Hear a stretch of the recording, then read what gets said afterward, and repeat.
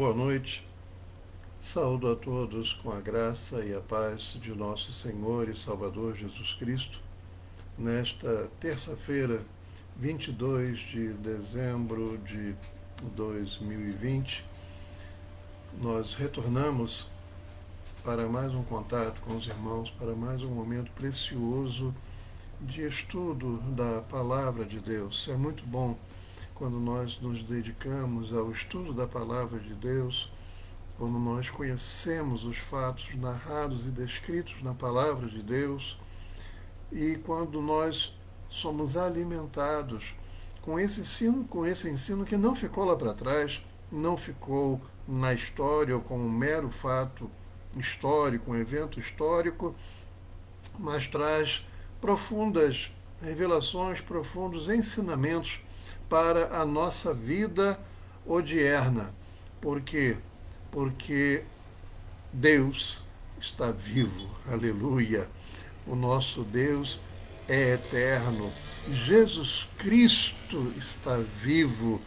Ele não ficou naquela tumba, não ficou naquela cruz e também depois não ficou naquela tumba. Aleluia.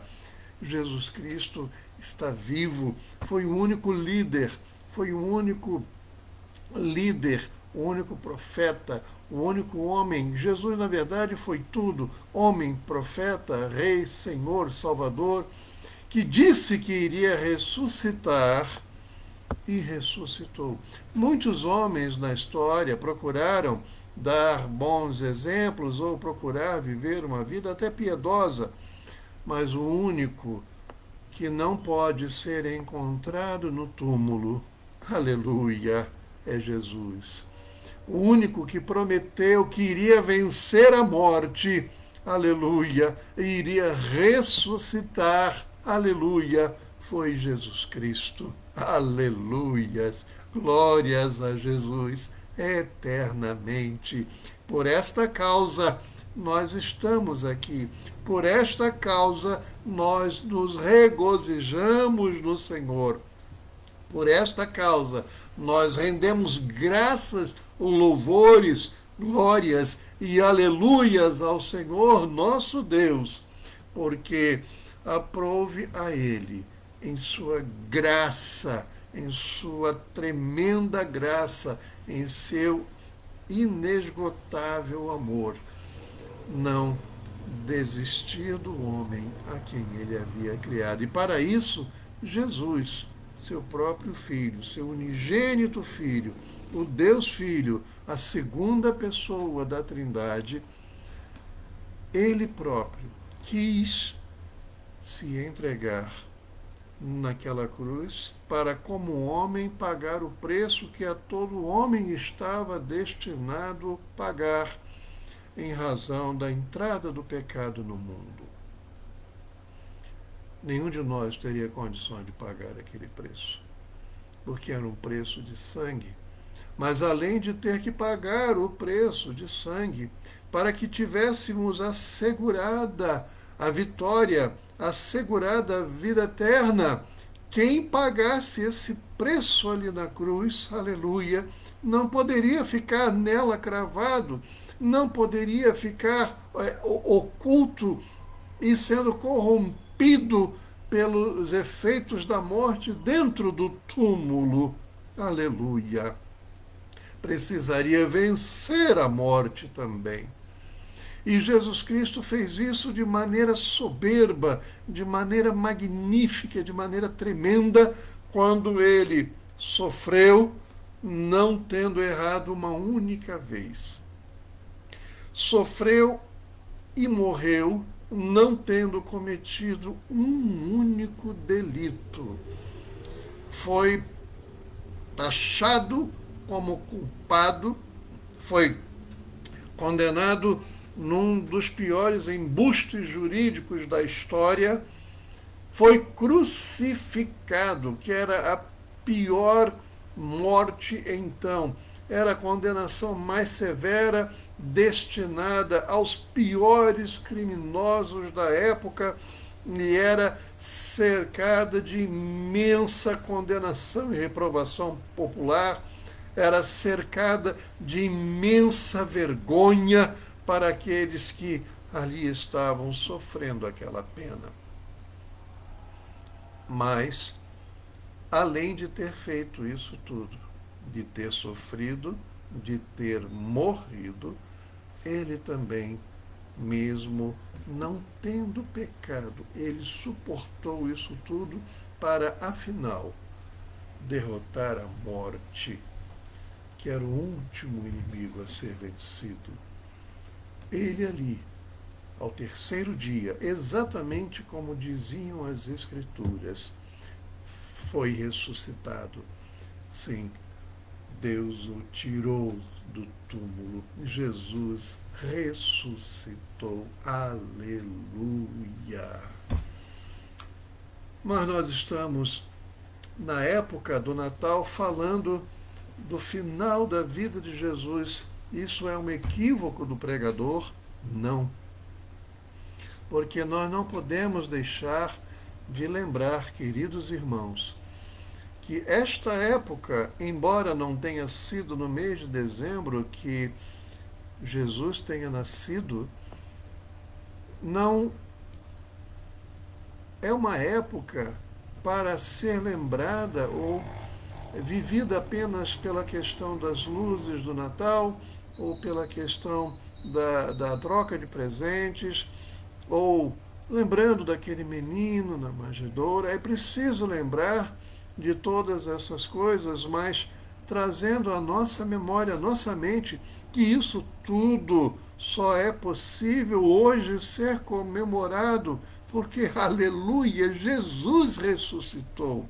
Se fosse uma criança qualquer que tivesse nascido e vivido, tivesse tido uma vida exemplar, tivesse sido um grande exemplo de homem, mas tivesse morrido, ia ser um mero registro histórico. Para nós, não teria, além do bom exemplo, obviamente, nenhum tipo de alcance ou nenhum tipo de significado no que tange à condição humana de pecador. Nós temos que entender que Jesus Cristo fez isso e quando ele nasceu, ele já veio já sabendo de sua missão, missão essa para a qual ele se voluntariou, ele quis vir, ele quis se dar em resgate de muitos, de todos, mas apenas muitos obterão essa bênção de ser resgatado. Por quê? Porque embora Jesus tenha se oferecido, tenha ofertado a sua vida em meu lugar, no seu lugar, nem todos o recebem, o reconhecem ou querem recebê-lo ou reconhecê-lo. Por esta causa, apenas aqueles que o receberem serão agraciados, serão abençoados com esta tão grande salvação. Então Jesus Cristo veio. Da vinda de Jesus, nós temos vários registros nos livros proféticos, nós temos registros em muitas partes do Antigo Testamento falando de sua vinda. Nesse momento, nós não vamos falar desses registros que antecedem ou que antecederam o nascimento de Jesus. Nós vamos falar de algo que aconteceu pouco tempo depois, quando Jesus já havia nascido, mas ainda era, a despeito do testemunho dos magos, a despeito do testemunho dos pastores, e a despeito principalmente do que o anjo já havia falado com Maria e com o próprio José, aqui nós vamos ver o testemunho que o Espírito Santo deu a duas pessoas que foram escolhidas por ele, Espírito Santo, para conhecerem a Jesus. Olha o amor do Senhor, aleluia, por essas vidas, fazendo-os descansar em que aquela promessa que eles conheciam da vinda do Messias, da vinda do Salvador, e o que isto significaria não apenas para essas pessoas, mas para todo o povo de Israel e para todo o mundo, essas pessoas veriam este menino. E viram agora sim, aleluias. Eis aqui a promessa do Senhor tornada em carne. Glória a Deus. Aleluia. Esse trecho, queridos irmãos, está no Evangelho segundo Lucas, no capítulo 2, onde nós leremos do versículo 21 até o versículo 38. Foram dois momentos extremamente importantes na vida de duas pessoas que eram muito caras ao Senhor. E nós vamos ver o porquê. Lucas capítulo 2, a partir do verso 21, nós vamos ver o seguinte relato. Na versão Almeida Corrigida e Fiel, diz assim: logo após a partida dos pastores, o versículo 21 diz: e quando os 8 dias foram cumpridos para circuncidar o menino, isso é uma ordem do Senhor, é uma determinação de Deus prevista lá em Levítico, foi-lhe dado o nome de Jesus. O nome de Jesus foi dado ao menino somente após a circuncisão, porque desde cedo ele não poderia deixar de cumprir, aleluia, toda a lei. Mas, pastor, aqui Jesus nem sabia o que era a lei. Não importa.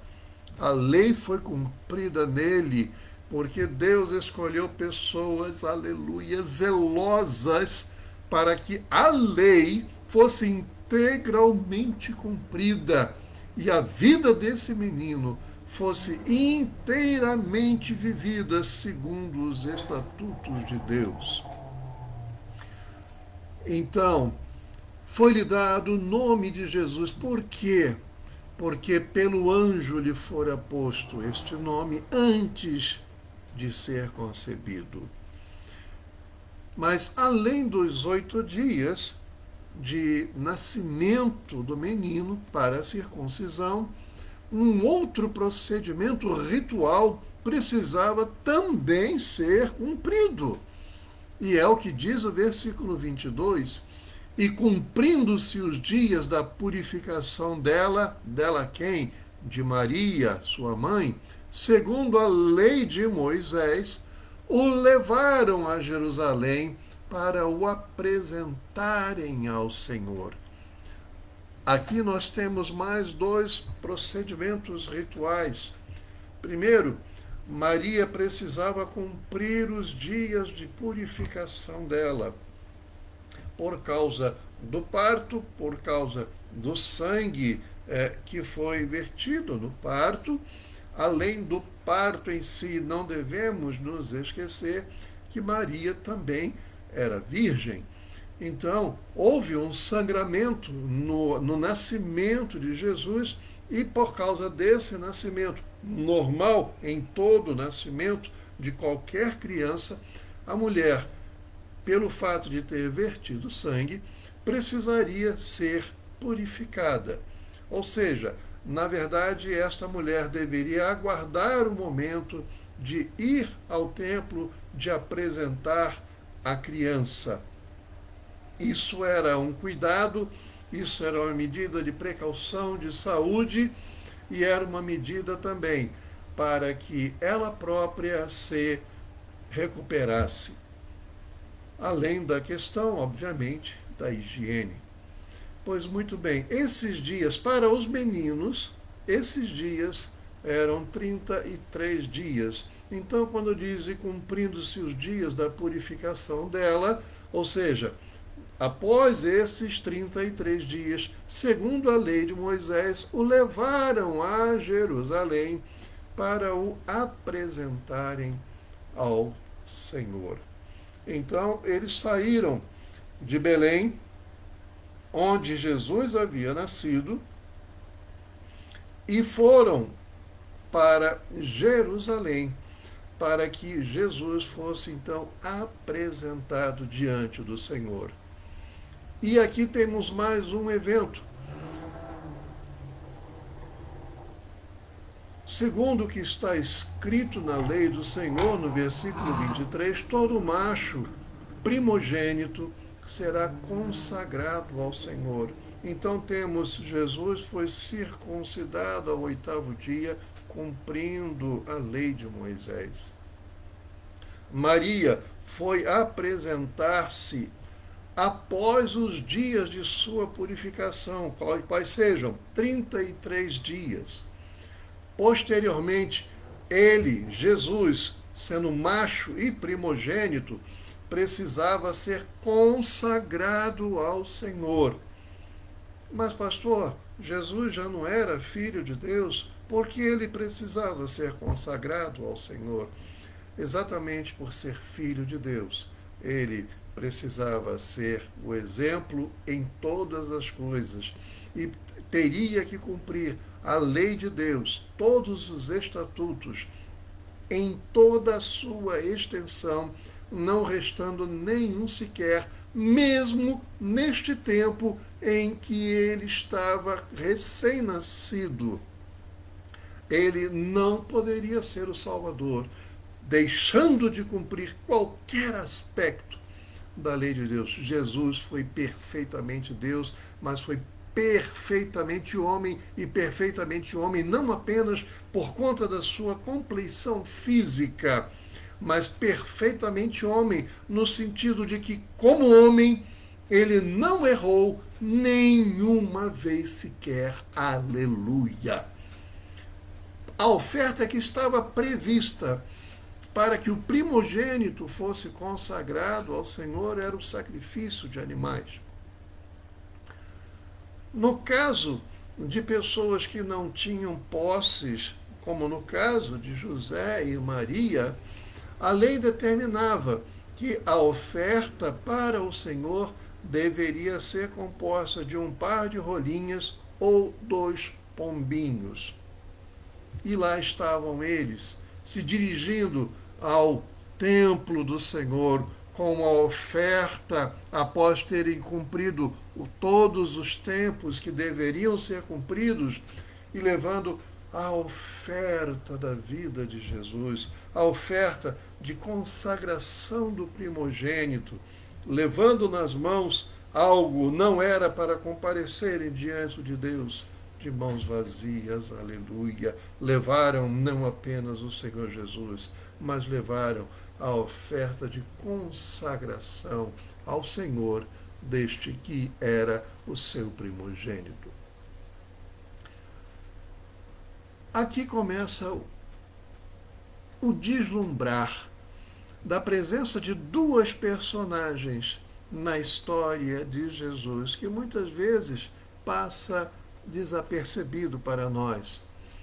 No versículo 25 diz assim: havia em Jerusalém, para onde Jesus foi levado, um homem cujo nome era Simeão. E este homem era justo e temente a Deus. Por que ele era justo? Porque ele andava segundo a justiça de Deus, porque ele praticava a justiça de Deus, enquanto muitos homens naquela época procuravam ter uma vida dissoluta, ou uma vida sem grandes compromissos com Deus, ou algo mais ocasional. Quando fosse assim, Simeão, ele era homem justo e temente a Deus. Ele não praticava a justiça por um mero ritualismo, ao contrário do que muitos podem pensar. Ele não era um simples decorador de regras e princípios dos estatutos de Deus e copiava aquilo em sua mente e praticava aquilo como um mero ritual. Os rituais estavam sendo cumpridos, mas aqui nesse momento a vida de Simeão, apresentada pela escritura de Lucas, dá conta de que era homem justo e temente a Deus. Então, no coração de Simeão, além de ser um homem justo, era um coração temente a Deus. E porque era um coração temente a Deus, ele vivia de maneira justa, ou seja, andava na justiça de Deus, praticava a justiça de Deus, procurava agradar a Deus com a sua vida, com as suas ações, com as suas palavras, com as suas atitudes. E ele estava esperando a consolação de Israel. Ele tinha certeza de que algo novo, algo diferente iria acontecer com Israel. Não devemos nos esquecer, meus irmãos, que a vinda de Jesus, o início da escrita do Novo Testamento, aleluia, marcou o fim de 400 anos de silêncio profético, o chamado período interbíblico. E muitas coisas aconteceram nesses 400 anos, inclusive a conquista de Israel pelo Império Romano e muitas outras coisas. Isso será tema de estudos em eventos futuros nossos. Mas aqui nós vemos que ele esperava a consolação de Israel. Sim, Israel precisava de algo novo. Israel precisava ser consolado. Mas olha o que diz o versículo 25 em sua parte final. E o Espírito Santo estava sobre ele. O Espírito Santo estava sobre ele, porque o Espírito Santo ainda não tinha vindo para habitar entre nós. O Espírito Santo veio, temos que nos lembrar, no Pentecostes, cumprindo a promessa da vinda do Consolador que Jesus havia dito, porque ele não poderia deixar os discípulos sós, ele não poderia deixar a igreja que ainda iria começar, estava ainda no seu embrião, só. Os discípulos, todos aqueles discípulos, não apenas os 11 apóstolos, mas todos os discípulos não iriam ficar sós, porque Jesus não iria abandoná-los. E por isso o Espírito Santo veio no Pentecostes. E aqui é dito, e o Espírito Santo estava sobre ele. E fora-lhe revelado pelo Espírito Santo. Não foram as Escrituras, e por isso esse trecho da palavra é tão importante. Profecias outras já falavam, já anunciavam, já traziam a notícia e a certeza de que o nome de Jesus seria conhecido. Ele viria como um menino, ele seria o maravilhoso conselheiro, Deus forte, Pai da eternidade, príncipe da paz. Foi dito em outras passagens que Belém, de modo nenhum, seria a menor, porque dela sairia aquele que seria o Salvador, aquele que seria o Redentor, aquele que seria a esperança de Israel. Ali estava o Espírito Santo sobre ele. Por que o Espírito Santo estava sobre ele e não sobre outras pessoas? Porque este homem tinha um coração disposto a amar e a seguir o Senhor. Todo homem, toda mulher que tem um coração disposto a amar e a seguir o Senhor, tem uma vida de comunhão com Ele, e dele o Espírito Santo, aleluia, não oculta nada, não esconde nada, porque ele tem intimidade com Deus. Aqui estava a Simeão, que chegou ali naquele momento. Porque no versículo 27 diz: e pelo Espírito foi ao templo. E quando os pais trouxeram o menino Jesus para com ele procederem segundo o uso da lei, ele então o tomou em seus braços e louvou a Deus e disse: agora, Senhor, despedes em paz o teu servo, segundo a tua palavra. Aleluia. O Espírito Santo não mente. Ele disse a Simeão: você não vai morrer, Simeão, antes de ver o Cristo do Senhor. Ele conhecia as Escrituras, mas não sabia quando iria acontecer.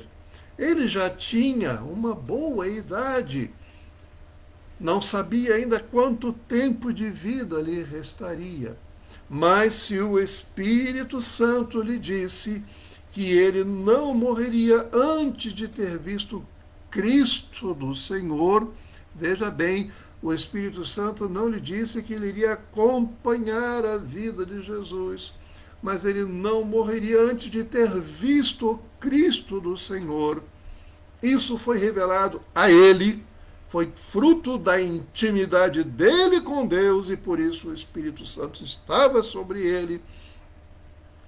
Ele foi então ao templo e no momento exato, as coisas que Deus faz, meus queridos irmãos, são perfeitas.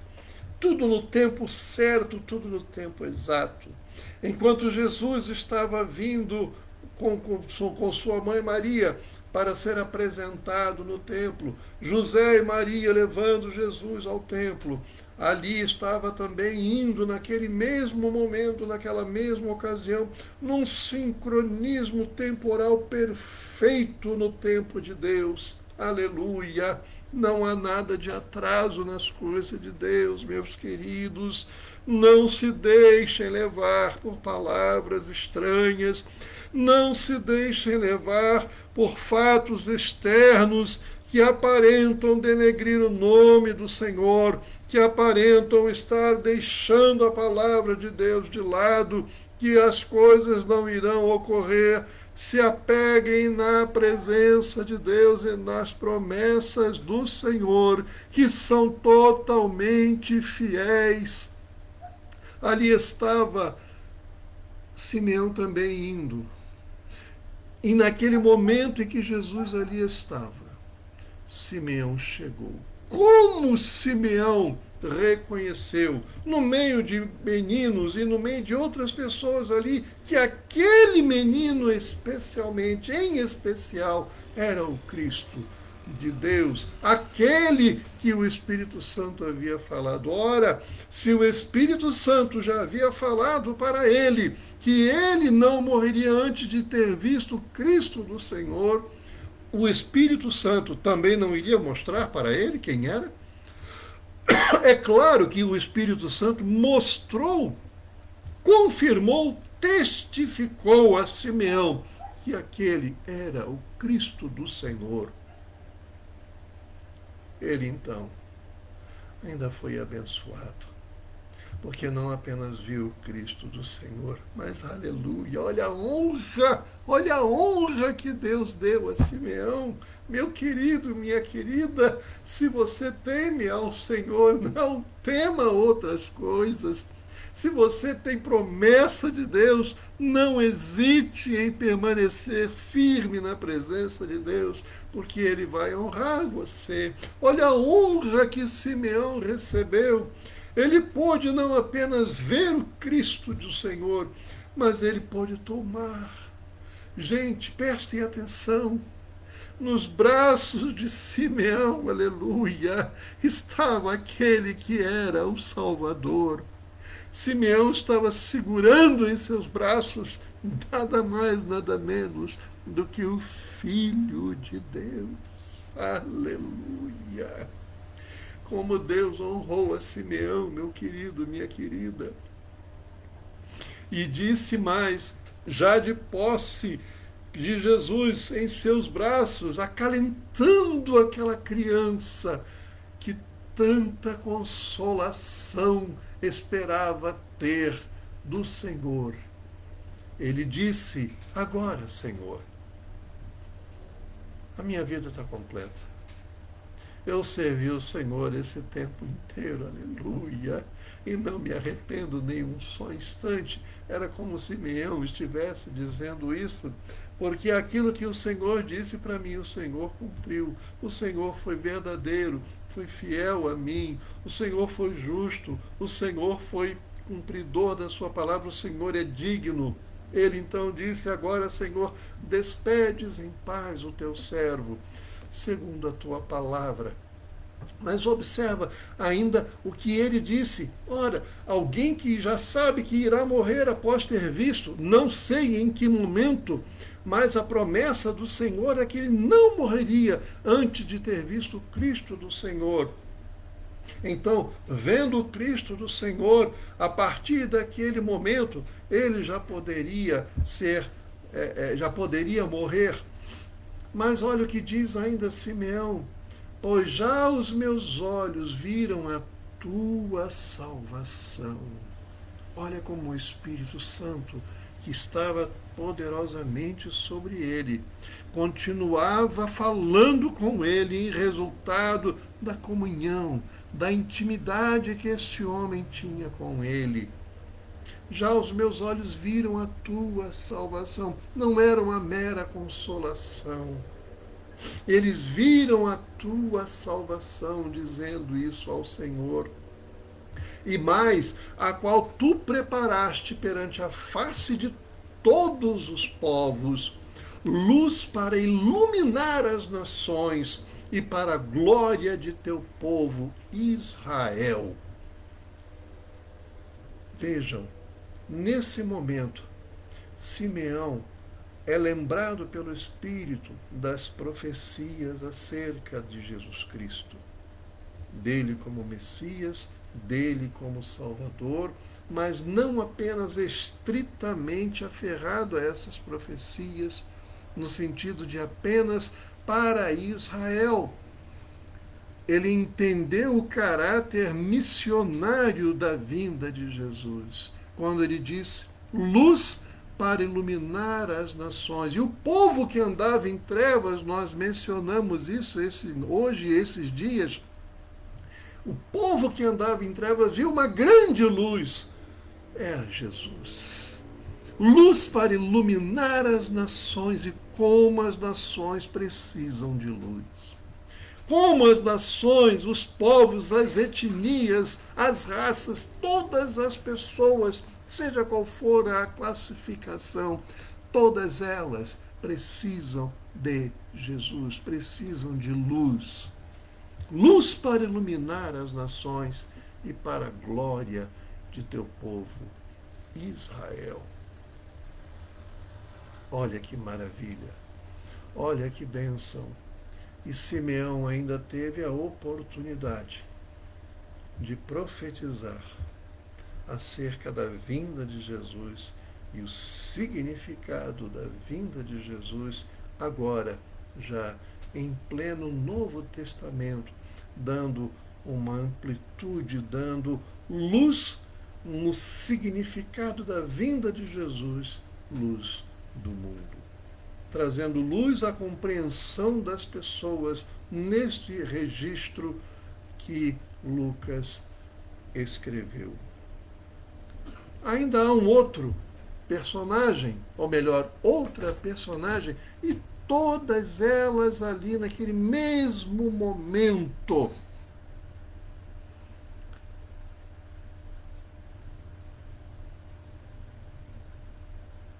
Simeão os abençoou e disse a Maria, sua mãe: eis que este é posto para queda e elevação de muitos em Israel, e para sinal que é contraditado. Contraditado é aquilo que é colocado em oposição. Eu digo uma coisa e você me contradita, ou seja, você se opõe àquilo que eu digo. E foi exatamente desta forma que aqueles que deveriam reconhecer a Jesus, os mais habilitados, os mais capazes de saber de Jesus, de conhecer a Jesus pelas profecias bíblicas, Exatamente esses contraditaram a vida e o ministério de Jesus, o propósito da vinda de Jesus. Diz ainda o texto no versículo 35: e uma espada traspassará também a tua própria alma, para que se manifestem os pensamentos de muitos corações. Nenhum coração, nenhum pensamento ficou oculto diante de Jesus. Nós vemos nos evangelhos que muitos pensamentos eram completamente demonstrados diante de Jesus. Ele sabia aquilo que os homens estavam pensando a respeito dele, sabia quem eram os homens e mulheres que o buscavam com sinceridade, não apenas interessados em uma cura, mas também interessados nele, Jesus, como Salvador, como Senhor, como esperança de Israel.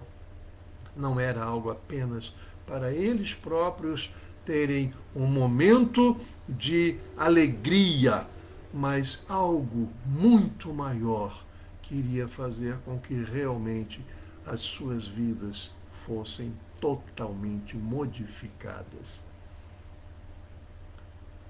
E ali estava também a profetisa Ana, e esta é a outra personagem, filha de Fanuel, da tribo de Azer. Esta já era avançada em idade e tinha vivido com o marido 7 anos desde a sua virgindade. Ora, e era viúva de quase 84 anos. E a despeito disso, não se afastava do templo servindo a Deus em jejuns e orações de noite e de dia. Ora, 7 anos que ela viveu com o marido desde a sua virgindade. 7 anos então de casamento. Ela agora já contando quase 84 anos. Ora, 84 anos com mais 7, nós temos aqui 91 anos. Mas e a idade com que ela se casou com seu marido? Ela provavelmente tinha em torno de 100 anos, ou mais do que 100 anos, para falar a verdade. Ainda assim, ela não deixava de seguir ao Senhor. Ela poderia ter sido uma mulher amargurada, ela poderia ter sido uma mulher completamente revoltada. Ora, ela viveu com o marido durante 7 anos. A expectativa dela era que a vida com o marido fosse muito longa, aquele matrimônio fosse muito longo. É a expectativa de todas as pessoas que se amam e se casam. Mas após 7 anos, o seu marido faleceu. E ela, aqui, já de quase 84 anos como viúva, ela não se afastava do templo, servindo a Deus em jejuns e orações de noite e de dia. Ela com certeza amou muito o seu marido, mas antes de amar o seu marido, ela com certeza já amava muito o Senhor. Este amor do Senhor, e eu tenho certeza que correspondido, na verdade, um amor que se iniciou no próprio Deus por ela, e ela acatou, recebeu esse amor de Deus em seu coração. E viveu, por isso mesmo, suportando esse terrível momento de sua vida, permaneceu servindo a Deus em jejuns e orações de noite e de dia. Ela não se afastava do templo. Em outras palavras, ela não se afastava de Deus. Ela não se afastava de Deus, servindo a Deus com jejuns e orações de noite e de dia. Ora, uma pessoa dessa, alguém como ela, que se prepara para servir a Deus, que se dedica a servir a Deus, que não dá bola, não dá margem, independentemente do sofrimento que tenha tido.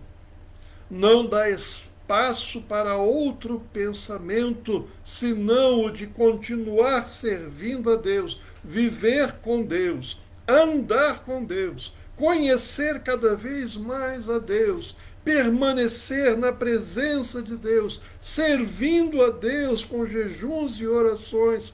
Imaginem a intimidade desta profetisa Ana com Deus. Intimidade. Intimidade que Simeão teve, intimidade que Ana também teve, e essa intimidade de ambos com o Senhor produziu neles esta bênção. Não apenas aquilo que Deus fez ao longo de suas vidas, guardando-os, preservando-os, abençoando-os, mas neste momento sublime de suas vidas, quando a eles foi dado conhecer, pelo querer de Deus, a eles foi dado conhecer o Cristo do Senhor. Intimidade com Deus leva você, meu querido irmão, minha querida irmã, a conhecer as coisas que muitas pessoas não conhecem e não conhecerão, porque não têm essa intimidade. Se você habita na casa do Senhor por longos dias, a casa do Senhor inteira é facultada a você, você não é visita, você não está ali de passagem, você desfruta da intimidade do dono da casa, você desfruta da convivência com o dono da casa, você vive totalmente com o dono da casa. Não há nada que o dono da casa diga: aqui você não entra, ali você não toca, aqui você não abre, aleluia. Muito pelo contrário, batei e abri-se-vos-á, buscai e achareis, pedi e dar-se-vos-á. Você não é visita, aleluia. Ali estava Ana. E naquela mesma hora, um outro sincronismo perfeito do tempo de Deus, não apenas Simeão, mas ali estava também Ana. E sobrevindo na mesma hora, ela dava graças a Deus e falava dele a todos os que esperavam a redenção em Jerusalém. Ah, pastor, ela não poderia ter feito isso porque viu Simeão com a criança Jesus, com o menino Jesus em seus braços, e ali sendo usado pelo Espírito de Deus, dando glórias, dando manifestações de sua gratidão a Deus pelo que ele fez, e ainda falando de o motivo, a finalidade da vinda de Jesus e quem era Jesus. É claro que Ana iria dizer isso. Embora muitas pessoas possam afirmar isso, eu digo que, na verdade, ela dava graças a Deus e falava dele a todos os que esperavam a redenção em Jerusalém. Muito embora ela possa ter visto, ela poderia simplesmente ter ignorado. Ela poderia ter pensado: Simeão, você não está na sua razão. Simeão, você está enganado, você está equivocado. Mas o fato é que o Espírito Santo fez com que Ana também soubesse disso. Ninguém pode ser convencido acerca das coisas espirituais se não for pela intervenção de Deus. Ninguém consegue ver as coisas espirituais, as coisas com significado espiritual, se não for por meio do Senhor, se não for por meio da vontade de Deus, se não for por meio da ação de Deus na vida do homem. Então temos Deus imortal, eterno, santo, justo e perfeito, e temos um homem mortal, finito, falho, pecador, recebendo deste Deus tremendo revelações incríveis acerca das coisas concernentes ao seu reino, neste caso aqui, Ana e Simeão. Como resultado, ela pôde falar de Jesus a todos os que esperavam a redenção em Jerusalém. Há mais uma coisa que une Simeão e Ana. Ambos deram testemunho do encontro que tiveram com Jesus. Viram o menino nascido. Pergunto, você vê esse menino nascido ainda em seu coração, em sua vida? Você pode dar testemunho, tem dado testemunho do encontro que você teve com Jesus em sua vida. Você é capaz de dizer para todas as pessoas que ele é luz para as nações, aquele que foi enviado por Deus para fazer com que o homem abandone a sua vida de escuridão, para que o povo que andava na sombra da morte tivesse esperança de vida. Você hoje faz isso. Você hoje dá testemunho a muitas pessoas que esperam uma redenção, esperam uma salvação, esperam algo que seja diferente, mas não sabem aonde ver, não sabem onde buscar ou como buscar, porque vivem nas trevas. O povo que andava em trevas viu uma grande luz. É preciso que este povo veja esta luz e saibam o significado desta luz. E por isso, Simeão e Ana deram testemunho do que era, de quem era Jesus, ali na frente deles. E hoje, eu e você temos a responsabilidade e a obrigação de também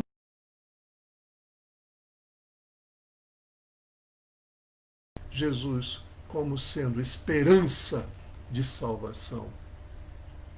Que você, nesta noite, reflita e se coloque nas mãos de Deus e busque a presença de Deus da mesma forma como Simeão e da mesma forma como Ana. Que você busque a presença deste Deus. Que você ame estar na presença deste Deus. Que você tenha com este Deus a intimidade que somente aqueles que habitam na casa do Senhor, no esconderijo do Altíssimo, aleluia, podem ter. E experimentem. Experimentem o que é viver servindo o Senhor de dia e de noite, andando com o Senhor de dia e de noite e ouvindo do Espírito Santo tudo aquilo que Ele tem a dizer para você, para abençoar a sua vida e para você ser instrumento nas mãos do Espírito Santo, para abençoar outras pessoas e para você ser a voz anunciando às pessoas: Jesus Cristo veio. Aleluia. Mas hoje, ressurreto, já assentado à destra do trono de Deus, intercedendo por nós, aleluia, nós temos que dizer, além de que Jesus Cristo nasceu, nós temos que dizer também que a promessa que ele fez de que ressuscitaria se cumpriu, e mais, a outra promessa que ele fez dizendo: vou voltar e vou buscar a minha igreja, vou buscar os meus remidos, aleluia, para que possam viver comigo, aleluia, outro aspecto glorioso, porque não viveremos aqui na terra eternamente, mesmo com o Espírito Santo aqui. O Senhor quer algo mais, e tem algo mais para nós, que é nos levar para viver com Ele no reino celestial, no reino de seu Pai. Aleluia! Esta é a mensagem que temos que dizer, que temos que pregar e especialmente nesta época, para que esta época não seja uma época qualquer, uma época sem sentido, uma época meramente comercial e ainda muitas vezes defraudada pela figura rubicunda de um Papai Noel. Né? Saibam todos, pela minha boca, pela sua boca, pela boca de todos aqueles que se chamam pelo nome do Senhor, que Jesus Cristo nasceu, que Jesus Cristo viveu, que Jesus Cristo morreu, mas ressuscitou. E Jesus Cristo voltará para buscar a sua igreja, para buscar todos aqueles que o aceitaram, que o receberam como único e suficiente Salvador, para buscar aqueles que lavaram as suas roupas, as suas vestes, no sangue que ele derramou naquela cruz, para que eu e você tivéssemos vida. Eu e você precisamos falar isso para todas as pessoas. Então, viva esse tempo de intimidade com Deus. Não se deixe abater por Covid-19. Não se deixe abater por pandemia. Não se deixe abater por discussões que estão acontecendo em todos os lugares, em torno de vacina, em torno de política, em torno disso ou daquilo outro. Ou mesmo, não se deixe abater pelas discussões que acontecem e têm acontecido, infelizmente, no meio do povo evangélico. Apegue-se ao Senhor. Apegue-se à palavra de Deus. Sabe aquela intimidade que mencionamos? Leia, estude, medite na palavra de Deus.